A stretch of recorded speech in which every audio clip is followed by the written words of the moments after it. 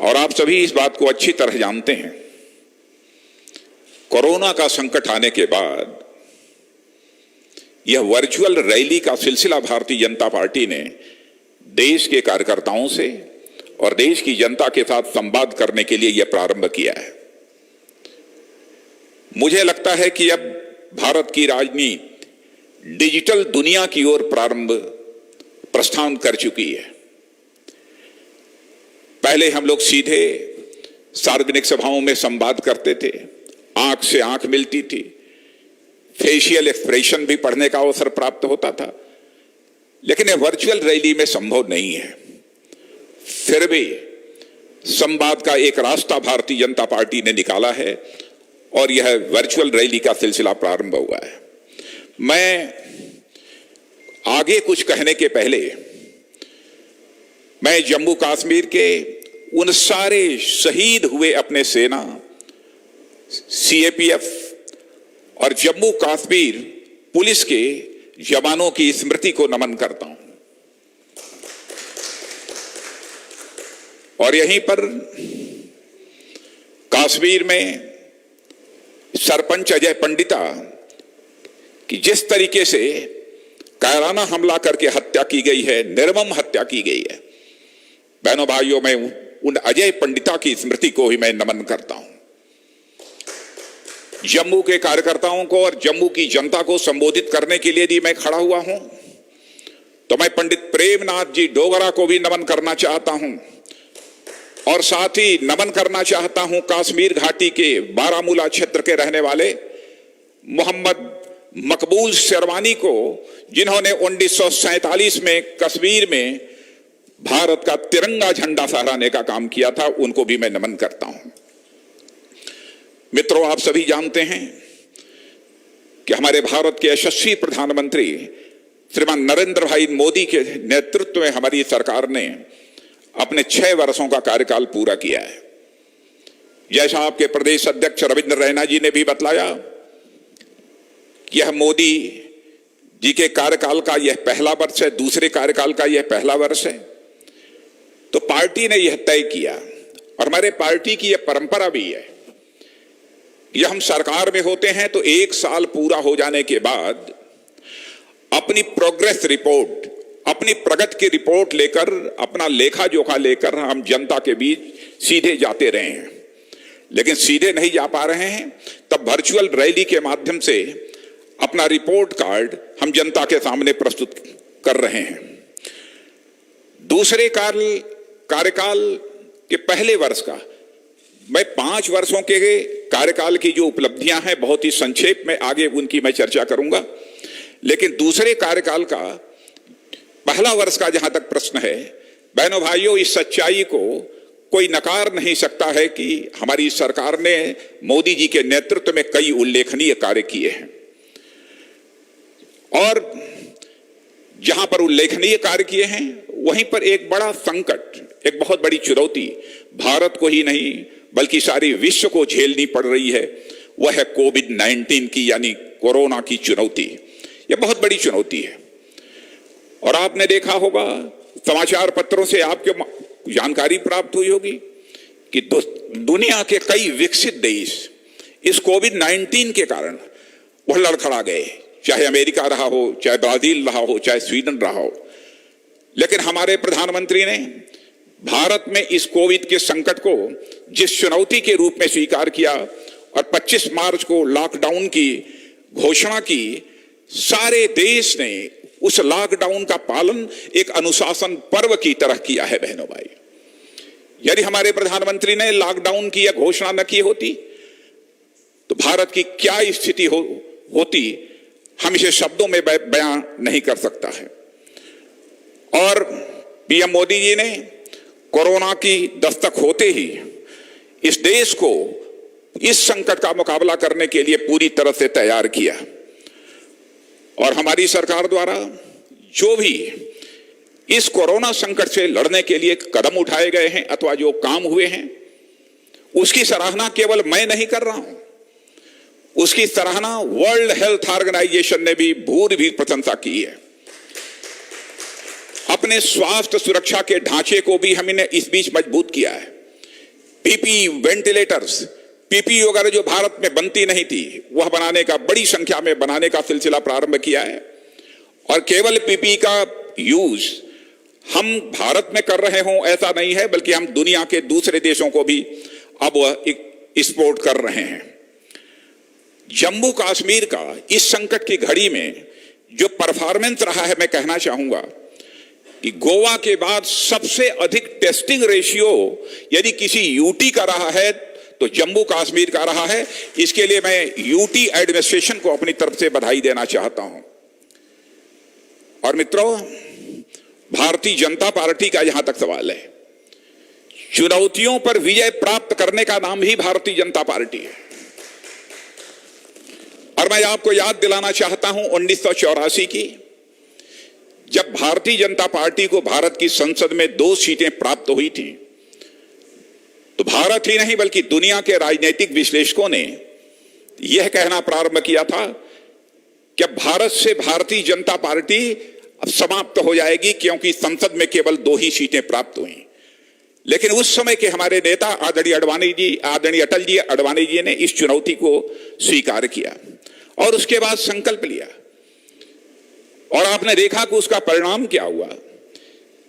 जिस भारतीय जनता पार्टी को 1984 में भारत की संसद में केवल 2 सीटों पर विजय प्राप्त हुई थी, वह भारतीय जनता पार्टी अब भारत में दोबारा अपनी पूर्ण बहुमत से सरकार बनाने में कामयाब हुई है।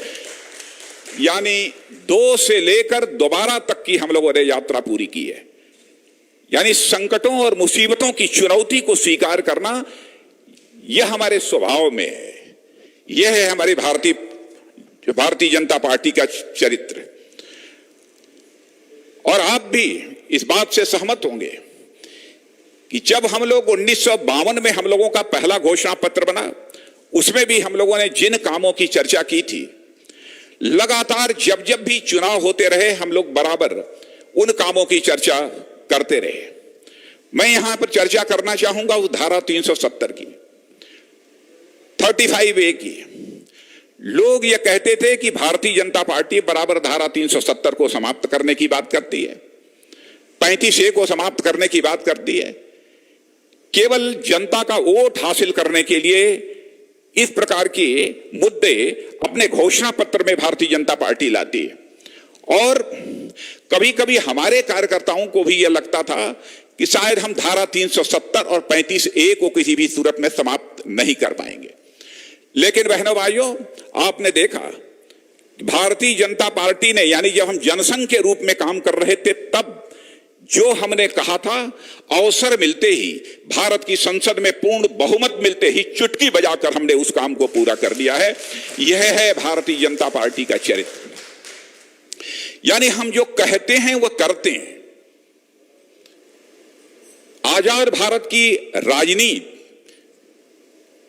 कि यदि कोई समीक्षा करे, सहज रूप से इस नतीजे पर पहुंचेगा कि आज के कुछ वर्षों पहले लोग यह कहते थे, राजनीतिक पार्टियां, नेता आश्वासन जनता को बहुत देते हैं, बहुत सारे वादे करते हैं, लेकिन अपने वादों को पूरा नहीं करते हैं। लेकिन बहनों भाइयों, प्रधानमंत्री नरेंद्र भाई मोदी के नेतृत्व में हमने करके दिखा दिया कि भारतीय जनता पार्टी हिंदुस्तान की एक ऐसी राजनीतिक पार्टी है जो कहती है वह करती है। हम भारत की राजनीति में विश्वास का संकट, क्राइसिस ऑफ क्रेडिबिलिटी किसी भी सूरत में नहीं पैदा होने देंगे। यह भारतीय जनता पार्टी का संकल्प रहा है और उस संकल्प को धारा 370 समाप्त करके हम लोगों ने पूरा किया है। सरकार बनने के 100 दिनों के अंदर ही इस काम को हमने पूरा किया है। किसी ने कहा है कि मोदी, दर्द की रात गई, गम का खजाना भी गया, मोदी तेरे हिम्मत से यह दाग पुराना भी गया। बहुत पुराना दाग था धारा 370 का मित्रों, वह समाप्त हो गया। पहले जब कभी भी, मेरे दोस्तों, आपको याद होगा, अंतरराष्ट्रीय मंचों पर जब जम्मू कश्मीर का सवाल खड़ा होता था, धारा 370 का सवाल खड़ा होता था, ज्यादातर देश पाकिस्तान के साथ खड़े होते थे, भारत के साथ ज्यादातर देश खड़े नहीं होते थे। ऐसे बिरले कुछ ऐसे देश होते थे, और विशेष रूप से रूस, जो कि भारत के साथ खड़ा होता था। लेकिन अंतर्राष्ट्रीय जगत में हमारे प्रधानमंत्री ने भारत की प्रतिष्ठा इतनी बढ़ाई है कि इस बार आज दुनिया के देशों में अन्य देशों का समर्थन तो प्राप्त हो ही रहा है, अब मुस्लिम देशों का भी बड़ी संख्या में हमको इस मुद्दे पर समर्थन प्राप्त हुआ है। यह हम लोगों के लिए बहुत ही एक हर्ष का विषय है। हम कुछ देशों को छोड़ दें, मलेशिया हुआ, तुर्की हुआ, इन देशों को छोड़ दें तो मैं कह सकता हूं कि दुनिया के मुस्लिम देशों का भी हमको समर्थन प्राप्त हुआ है। पहले आपको याद होगा कि कश्मीर में कश्मीर की आजादी को मुद्दा बनाकर आंदोलन होते थे, तो आंदोलन में बराबर कश्मीर का जो अपना झंडा था वह कश्मीर का झंडा नहीं फहराया जाता था, बल्कि पाकिस्तान और आईएसआईएस का झंडा वहां पर फहरते हुए हम सबको दिखाई देते थे। लेकिन आज हम सीना ठोक कर कह सकते हैं मेरे दोस्तों कि अब कश्मीर में भी ये दिखता है, यदि विजयी विश्व तिरंगा प्यारा झंडा ऊंचा रहे हमारा, अब यही कश्मीर की धरती पर भी हमको दिखता है। और मैं यहां इस बात की भी चर्चा करना चाहूंगा, अपने श्रद्धेय नेता अटल बिहारी वाजपेयी जी जो आज हमारे बीच में नहीं है, कश्मीर के प्रश्न पर वह कहते थे कि हम कश्मीरियत, जमहूरियत और इंसानियत में विश्वास करते हैं। मैं यह कहना चाहता हूं कि आज आदरणीय अटल बिहारी वाजपेयी जी हमारे बीच नहीं है, लेकिन हम आज भी इसी सिद्धांत पर कायम हैं। हमारी नजर में कश्मीरियत में हजरत बल भी है और हमारी नजर में कश्मीरियत में बाबा अमरनाथ भी हैं, यानी हमारे बर्फानी बाबा भी हैं। बहनों भाइयों, बहुत बड़ा काम इस सरकार ने 1 वर्ष के अंदर किया है। अब तो आपको बतलाने की जरूरत नहीं है, जम्मू के लोग इस हकीकत को जानते हैं कि अब भारत सरकार के जितने भी कानून होंगे अब जम्मू और कश्मीर में भी प्रभावी तरीके से लागू होंगे। सफाई कर्मियों को, वाल्मीकि समाज को किस प्रकार की जलालत की जिंदगी जीने को मजबूर होना पड़ रहा था, यह आपको मैं बतलाने की जरूरत नहीं है। यहां मैं चर्चा करना चाहूंगा जम्मू और लद्दाख की भी। जम्मू और लद्दाख के लोगों को ऐसा लगता था कि बहुत सारी इसके पहले की भी सरकारें कश्मीर को ज्यादा महत्व देती हैं, जम्मू और लद्दाख इन दोनों की उपेक्षा करती हैं। लेकिन बहनों भाइयों, अब मौसम बदल चुका है। मैं कहना चाहूंगा अब मौसम बदल चुका है और हमारे चैनल्स भी आपने देखा होगा, मुजफ्फराबाद और गिलगित का तापमान, टेम्परेचर जिसे हम कहते हैं दर्जाए हरारत बता रहे हैं, अब टेम्परेचर बतला रहे हैं। मुजफ्फराबाद की और गिलगित की इस तरीके से माहौल इस समय बदला हुआ है। और मैं जानता हूं कि यह टेम्परेचर बतलाने के कारण, यह दर्जाए हरारत बताने के कारण अब इस्लामाबाद में भी कुछ हरारत महसूस होने लगी है और इसलिए वे कुछ ज्यादा शरारत करने पर भी आमादा हैं। लेकिन आप देख रहे होंगे कि हमारे सेना के जवान, हमारे अर्धसैनिक बल, हमारे जम्मू कश्मीर के पुलिस और इंटेलिजेंस के म्यूचुअल कोऑर्डिनेशन से उनकी शरारत का मुंहतोड़ जवाब जम्मू कश्मीर की धरती पर दिया जा रहा है। मेरे बहनों भाइयों, 370 हटने के बाद 1-2 नहीं, जम्मू कश्मीर की तकदीर को बदलने के लिए, उसकी तस्वीर को बदलने के लिए कई महत्वपूर्ण काम हुए हैं। मुझे यहां तक याद है लगभग 50 बड़े काम 30 दिनों के अंदर ही सरकार ने घोषित किए हैं। हमारे डॉक्टर जितेंद्र सिंह जी अभी एम्स की चर्चा कर रहे थे, आईआईटी की चर्चा कर रहे थे, आईआईएम की चर्चा कर रहे थे, 6 नए मेडिकल कॉलेज खुल गए। क्या कोई यह कल्पना कर सकता था? 2 सेंट्रल यूनिवर्सिटीज का जम्मू कश्मीर में होना। बहुत सारे राज्य इस हिंदुस्तान में जहां पर कि एक भी सेंट्रल यूनिवर्सिटी नहीं है, लेकिन हमारी सरकार ने जिस तरीके का एक भेदभाव हुआ था जम्मू कश्मीर के साथ, उसको देखते हुए 2 सेंट्रल यूनिवर्सिटीज देने का भी फैसला किया। यानी सब मिला जुलाकर मुझे कहना हो तो मैं कह सकता हूं कि हमारी जो सरकार है, उस सरकार में विकास, जम्मू कश्मीर का विकास ये हमारी प्रायोरिटी है, जम्मू कश्मीर का विकास ये हमारी प्राथमिकता है। यह संदेश देने में हम कामयाब रहे हैं।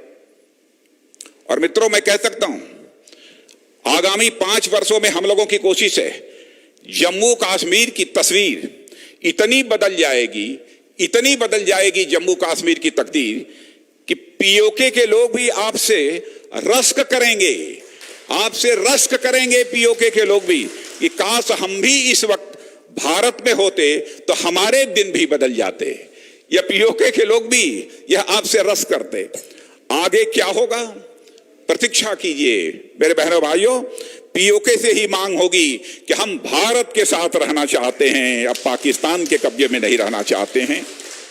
और मैं समझता हूं कि जिस दिन यह होगा हमारे संसद का भी यह संकल्प पूरा हो जाएगा।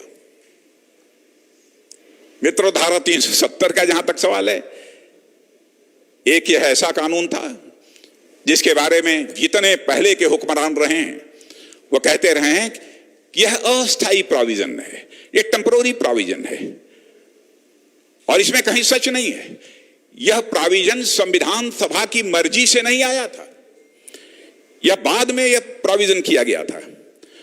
फिर भी लंबे समय तक कांग्रेस की सरकार थी, कांग्रेस ने इस धारा 370 को अपने दामन से बहनों भाइयों बांधे रहा।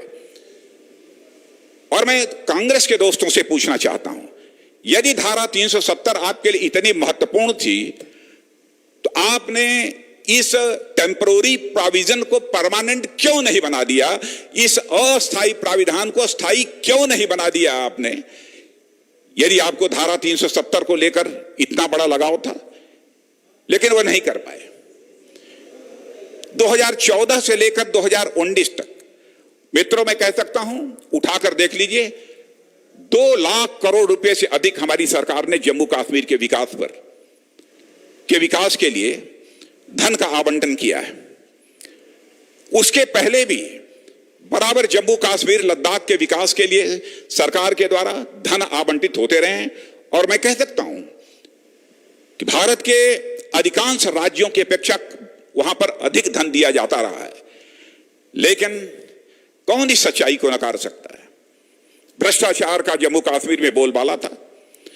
जो भी पैसा भेजा जाता था कहां चला जाता था यह आपको बतलाने की जरूरत नहीं है।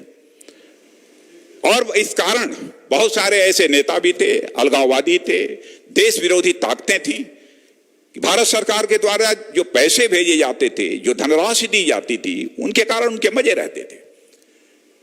और इसके बावजूद कभी कभी वह पाकिस्तान की भी वकालत करने में चूकते नहीं थे।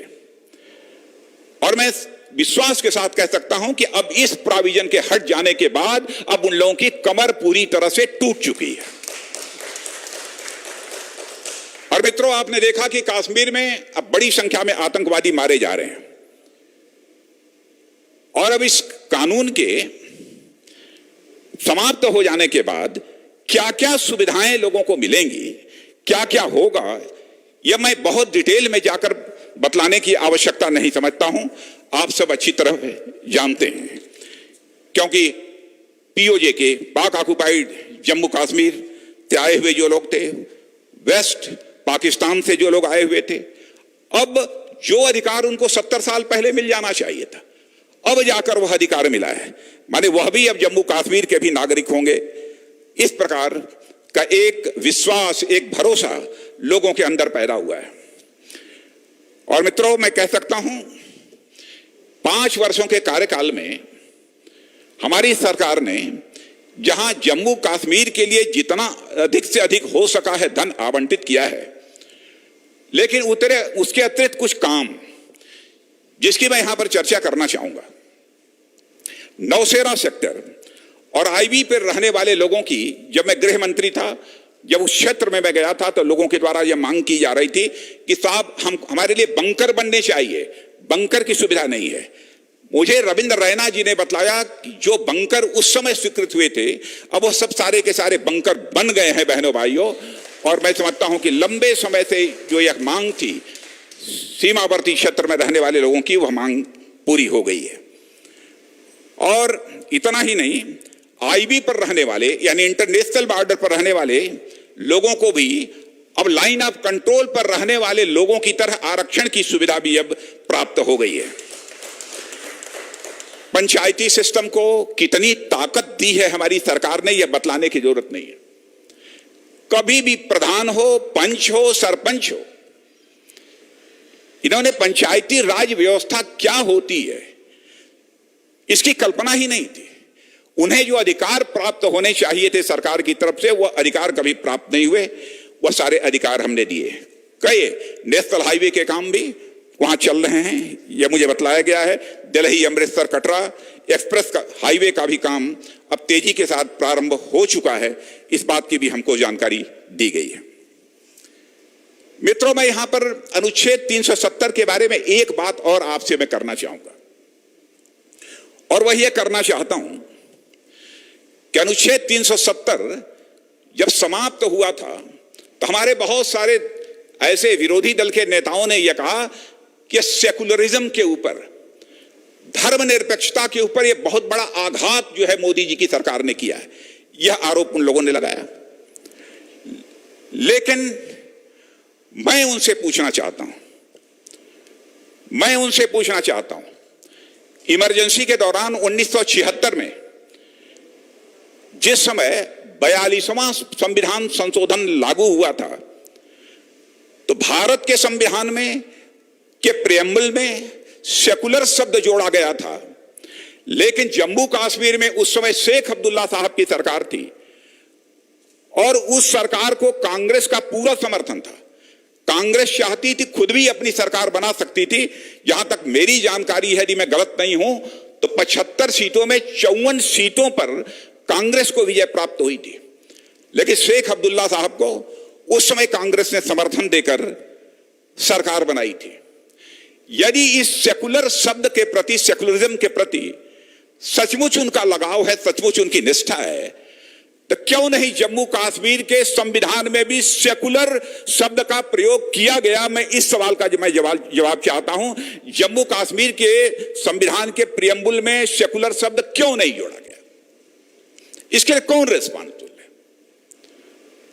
बहनों भाइयों, इसके लिए और कोई रिस्पांसिबल नहीं है। इसके लिए रिस्पांसिबल है तो कांग्रेस की सरकार रिस्पांसिबल है, क्योंकि उस समय यदि चाहती कांग्रेस की सरकार, तो जैसे भारत के संविधान के प्रियम्बल में सेकुलर शब्द जोड़ा गया था, वैसे ही जम्मू कश्मीर के संविधान के प्रियम्बल में जम्मू या सेकुलर शब्द जोड़ दिया गया होता। अब इसके बावजूद सेकुलरिज्म का सबसे बड़ा चैंपियन बनने का वही लोग दावा करते हैं। एक अजीबोगरीब स्थिति इन लोगों ने पैदा की है। बहनों भाइयों, मैं यहां पर हमारी सरकार ने जो 6 वर्षों के अंदर काम किए हैं उसके बारे में कुछ कहना चाहूंगा। आप सभी जानते हैं कि 6 वर्षों के अंदर हमारी सरकार ने बहुत सारे बुनियादी काम किए, बहुत सारे बुनियादी काम किए। आजादी का एक लंबा दौर गुजर जाने के बाद भी लोगों की बुनियादी आवश्यकताओं को इस हिंदुस्तान में हुकूमत करने वाली सरकारों ने पूरा नहीं किया था। मोदी जी ने प्रधानमंत्री बनने के बाद यह संकल्प लिया कि देश की जनता की जो बुनियादी आवश्यकताएं हैं, उन बुनियादी आवश्यकताओं को पूरा किया जाना चाहिए। आपको आश्चर्य होगा कि लगभग 18,500 गांव आजादी के 70 वर्ष के बाद भी इस हिंदुस्तान में ऐसे थे जहां बिजली नहीं पहुंची थी, और हम लोगों ने कुछ ही महीनों के अंदर इन सारे गांवों में बिजली की व्यवस्था कराई। 2.5 करोड़ लोगों के पास बिजली का कनेक्शन नहीं था, उनको हम लोगों ने बिजली का कनेक्शन दिया। यह बुनियादी आवश्यकता। हमारे प्रधानमंत्री ने संकल्प लिया कि 2022 आते आते अब इस हिंदुस्तान में ऐसे हालात हम पैदा करेंगे कि एक भी व्यक्ति शेष नहीं बचेगा जिस व्यक्ति को अपना सिर ढकने के लिए पक्का छत न मुहैया हो जाए, एक व्यक्ति भी शेष नहीं बचेगा। और इस काम को किया। कोई सोचता नहीं था कि भारत में सभी का अकाउंट खुल सकता है, बैंकों में खाता खुल सकता है, यह कभी कोई सोचता नहीं था। जनधन योजना के माध्यम से सभी जितने भारत के नागरिक थे सबके खाते खोले गए। 10 करोड़ की संख्या में शौचालय बनाए गए और बहुत सारी चीजें, चाहे हमारे किसान हों, मजदूर हों, चाहे दुकानों पर काम करने वाले हमारे छोटे मोटे कामगार हों, कारीगर हों, इन सब के लिए पेंशन की मुकम्मल व्यवस्था हमारी सरकार ने की 60 साल की आयु पूरी कर लेने के बाद। और सबसे बड़ा काम, और वह काम मैं कहना चाहता हूं दुनिया के का कोई देश नहीं कर पाया, उस काम को हमारे प्रधानमंत्री मोदी जी ने करके दिखाया है, वह आयुष्मान भारत योजना लागू करने का। मित्रों, यह कोई छोटा काम नहीं था आयुष्मान भारत योजना को लागू करना, लेकिन इस काम को भी हमारी सरकार ने किया है। माने प्रतिवर्ष भले ही कोई झोपड़ी में रहता हो, यदि वह बीमार हो जाता है तो बीमारी के कारण वह दम तोड़ने नहीं पाएगा, 5 लाख रुपए तक का उसका मुफ्त इलाज होगा। कभी यह कोई कल्पना नहीं कर सकता था, इस काम को भी हम लोगों ने किया है। इस देश के किसानों के लिए भी बहुत सारे कदम सरकार ने उठाए हैं, बहुत विस्तार में मैं जाकर उसकी चर्चा नहीं करना चाहता हूं। संकल्प है हम लोगों का कि 2022 आते आते हम हिंदुस्तान के किसानों की आमदनी को जस्ट डबल करेंगे, उसको 2 गुना करेंगे। यह हमारी सरकार का संकल्प है। एपीएमसी एक्ट में भी हम लोगों ने संशोधन किया। एक देश है, एक बाजार होना चाहिए। किसी किसान के ऊपर यह प्रतिबंध नहीं होना चाहिए कि तुम केवल इसी मंडी में अपना गल्ला बेच सकते हो, बाहर नहीं बेच सकते हो। जहां अच्छी कीमत मिले, अब हमारा देश का किसान वहां जाकर अपने माल को बेच सकता है। इसेंशियल कम्युनिटीज एक्ट में भी हम लोगों ने संशोधन ला दिया, यानी अब हमारा किसान अपना माल कहीं भी लेकर जाए, जैसे भी जाए, अब कोई रोक टोक नहीं रहेगी। अब उसे कोई रोक नहीं सकता, उसके खिलाफ कोई अब कोई कार्रवाई नहीं कर सकता। मित्रों, सब मिला जुला कर देखा जाए तो बहुत सारे काम हमारी सरकार ने किए। यदि मैं उनकी चर्चा करूं तो कम से कम आधे घंटे का समय लगेगा, लेकिन यह सब सारे विकास के कार्य तो हो ही रहे हैं। हमारा देश तेजी के साथ आगे बढ़ा है। हमारा देश अर्थव्यवस्था के आकार के मामले में, इकोनॉमी की साइज के मामले में पहले 2013 में दुनिया के 9वें स्थान, दुनिया के देशों में 9वें स्थान पर हमारा भारत खड़ा था। लेकिन 5 वर्ष के अंदर ही हमारे प्रधानमंत्री ने वह करिश्मा किया कि हमारा यह भारत 9वें स्थान से जंप लेकर आज दुनिया के देशों में 5वें स्थान पर आकर खड़ा हो गया है। हमसे यदि कोई पूछे तो हम तो यह चाहते हैं कि ऐसे हालात पैदा हों कि हमारा यह भारत आगामी कुछ वर्षों में दुनिया की टॉप 3 इकोनॉमीज में आकर खड़ा हो जाए। आप भी यह सोचेंगे कि कोरोना के संकट की घड़ी में अर्थव्यवस्था पर भी प्रभाव पड़ा है, प्रतिकूल प्रभाव पड़ा है, कैसे यह काम हो जाएगा। लेकिन आपने देखा कि हमारे प्रधानमंत्री ने 20 लाख करोड़ रुपए के पैकेज की घोषणा कर दी। देर नहीं लगाई, कई कदम उठाए ताकि हमारी अर्थव्यवस्था तेजी के साथ आगे बढ़े।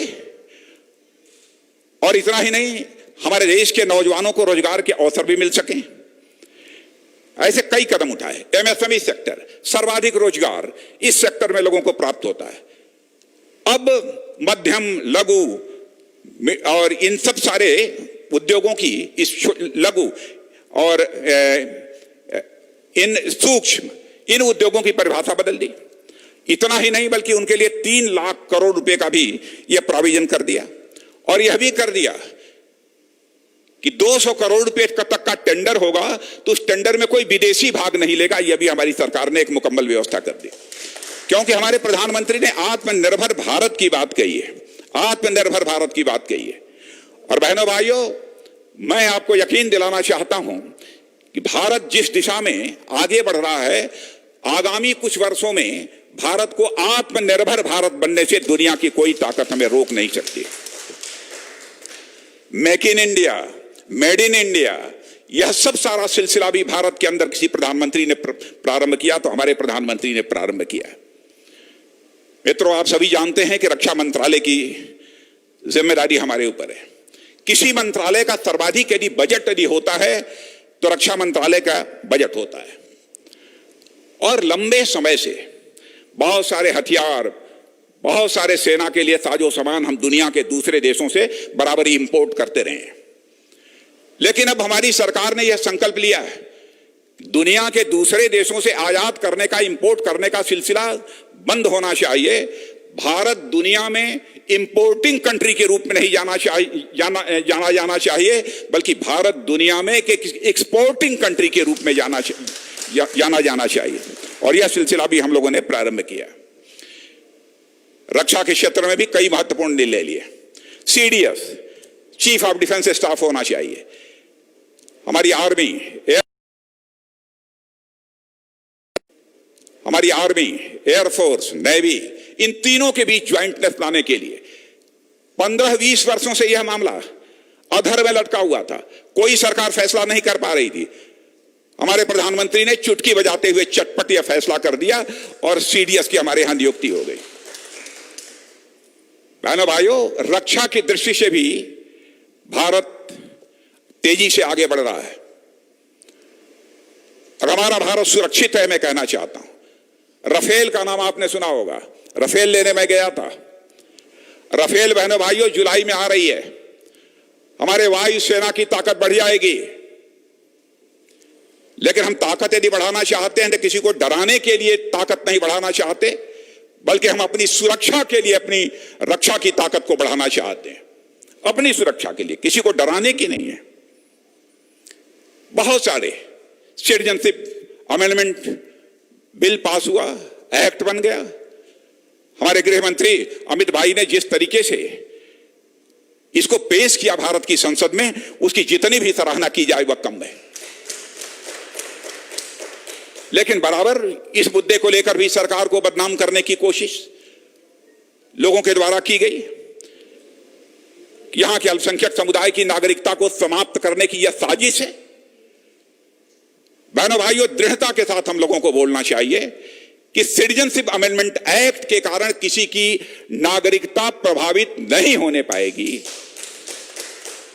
बल्कि पाकिस्तान, बांग्लादेश, अफगानिस्तान में जो हमारे अल्पसंख्यक भाई हैं यदि वह भारत आते हैं तो उनको नागरिकता मिलेगी। किसी की नागरिकता को समाप्त करने का यह प्रोविजन नहीं है। राम जन्मभूमि, इस फैसले के बारे में भी आप जानते हैं, कोर्ट के माध्यम से यह फैसला आ गया। अब यह मुराद भी हम लोगों की अब पूरी होने जा रही है। तलाके बिद्दत, 3 तलाक कानून, उसको भी चुटकी बजाकर हम लोगों ने समाप्त कर दिया। सब मिला जुलाकर मुझे कहना हो बहनों भाइयों, मैं इतना ही कहूंगा कि भारत अब तेजी के साथ आगे बढ़ रहा है। आपने देखा कि भारत की ताकत, भारत की प्रतिष्ठा इतनी बड़ी है कि अब G7 देशों में भी भारत को शामिल करने का निमंत्रण हमको जो है प्राप्त हो गया है। यह है भारत की प्रतिष्ठा। यह दुनिया के देशों में बड़ी है। इस समय भारत और चाइना के बीच भी एक विवाद चल रहा है। उसको लेकर कुछ लोगों के द्वारा सवाल पूछे जाते हैं कि क्या हो रहा है, क्या हो रहा है भारत चीन सीमा पर, लद्दाख में क्या हो रहा है। वैसे समय समय पर इसकी जानकारी लोगों को प्राप्त होती है, लेकिन मैं यह बतलाना चाहता हूं, लोकतांत्रिक व्यवस्था में विरोध पक्ष की अहमियत को भी हम समझते हैं, हम उनका सम्मान करते हैं। जो विवाद भारत और चीन के बीच पैदा हुआ है, इस समय मिलिट्री लेवल पर बातचीत चल रही है। चाइना ने भी यह इच्छा व्यक्त की है कि बातचीत के द्वारा इसका समाधान निकाला जाना चाहिए। हम लोगों की भी यह कोशिश है कि मिलिट्री लेवल पर और डिप्लोमेटिक लेवल पर बातचीत के द्वारा इंडो चाइना के बीच जो इस समय टसल है, इसका समाधान निकाला जाए। और मैं विपक्ष के बंधुओं को भी मैं कहना चाहता हूं, सभी नेताओं को भी मैं कहना चाहता हूं, हमारी सरकार किसी को अंधेरे में नहीं रखेगी। न भारत की संसद को अंधेरे में रखेगी, न किसी को अंधेरे में रखेगी। उचित समय पर हम इसका खुलासा करेंगे, हम यह बताएंगे। लेकिन इतनी बात मैं विश्वास के साथ कह सकता हूं कि हम अपने राष्ट्रीय स्वाभिमान, नेशनल प्राइड से किसी भी सूरत में समझौता नहीं करेंगे। यह हम आपको भरोसा दिलाते हैं, हम आपको विश्वास दिलाते हैं। राष्ट्रीय सुरक्षा के मोर्चे पर भी भारत मजबूत हुआ है। भारत अब कमजोर भारत नहीं रहा है। भारत की ताकत बड़ी है बहनों भाई, लेकिन इस ताकत से हम किसी को डराना नहीं चाहते।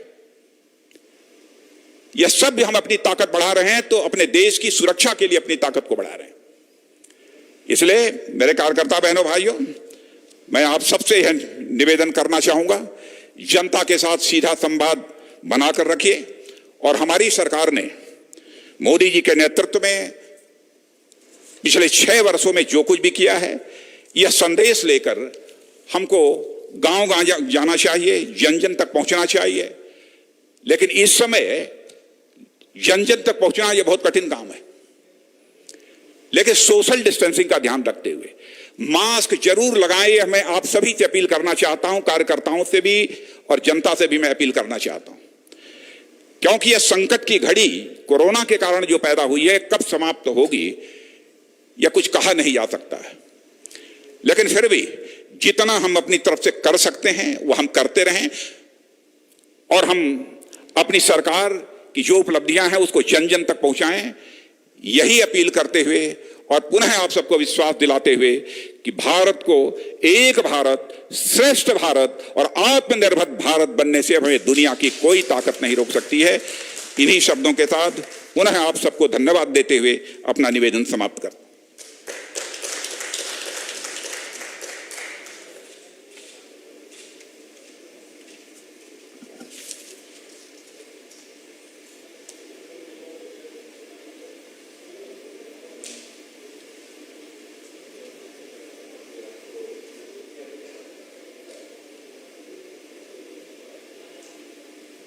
जम्मू कश्मीर की जनता के लिए एक विशेष स्नेह प्रस्तुत कर रहा था।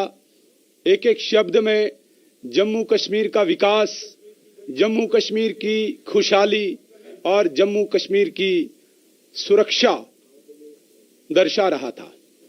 अब मैं भारत सरकार का जो संकल्प आत्मनिर्भर भारत का है, उसके लिए जितने भी लोग इस डिजिटल रैली में सम्मिलित